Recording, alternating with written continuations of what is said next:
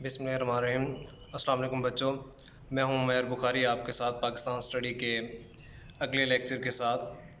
آج ہمارا جو ٹاپک ہے وہ ہے نظریہ پاکستان کے اجزائے ترکیبی، مطلب کون کون سی باتیں ہیں جو کہ پاکستان کے نظریے میں شامل ہیں یا کن باتوں سے مل کر نظریہ پاکستان جو ہے وہ تشکیل پایا۔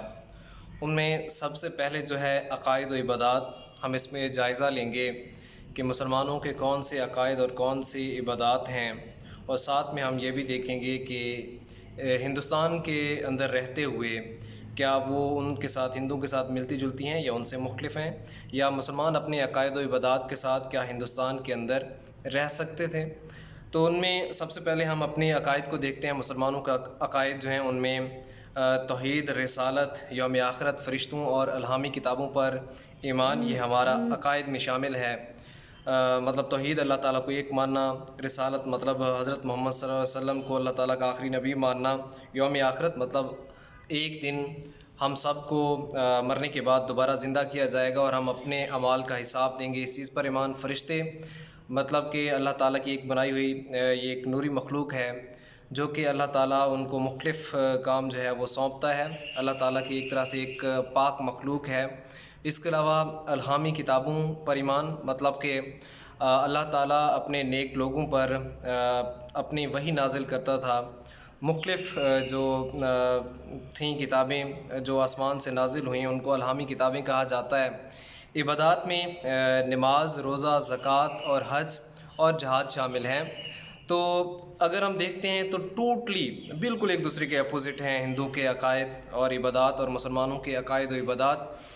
مسلمانوں کے جو عقائد ہیں جن میں توحید، ہندو اس کے بالکل اپوزٹ شرک پر ایمان رکھتے ہیں، ہم رسولوں پر ایمان رکھتے ہیں، اور جبکہ وہ کہتے ہیں کہ جو نیک لوگ ہوتے ہیں ان میں معاذ اللہ اللہ تعالیٰ کی جو روح ہے وہ اس میں چلی جاتی ہے اس نیک انسان کے اندر، پھر اس کے مرنے کے بعد اس کا بت بنا کر اس کو پوجنا شروع ہو جاتے ہیں۔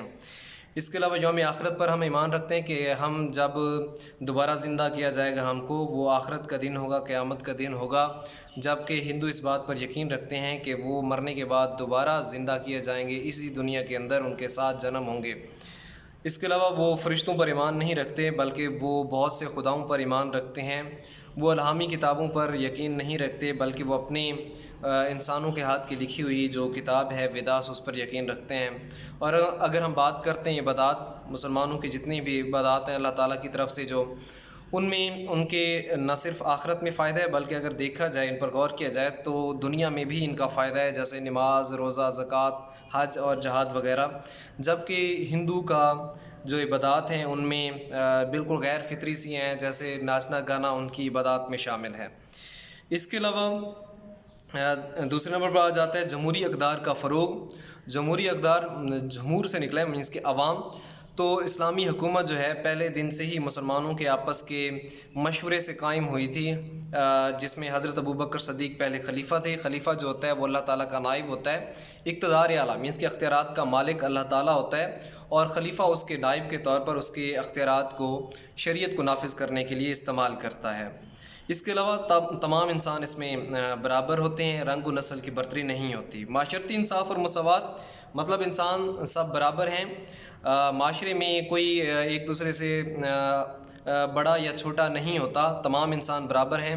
انصاف بھی سب کے لیے برابر ہوتا ہے، جیسے کہ خلیفہ وقت بھی قاضی کی عدالت میں اپنے جو مختلف معاملات ہیں ان کے لیے جواب دہ ہوتا ہے۔ اس کے علاوہ آ جاتے ہیں شہریوں کے حقوق و فرائض۔ ہر انسان کا جو حق ہوتا ہے وہ دوسرا کا فرض ہوتا ہے۔ اسلام جو ہے وہ لوگوں کے حقوق و فرائض کا خیال رکھتا ہے، جیسا کہ میاں بیوی کے ایک دوسرے پر حقوق ہوتے ہیں، ہمسائے کے حقوق ہوتے ہیں، اولاد اور والدین کے آپس میں حقوق ہوتے ہیں، ہمسائے کے حقوق ہوتے ہیں، مسافر کے حقوق ہوتے ہیں۔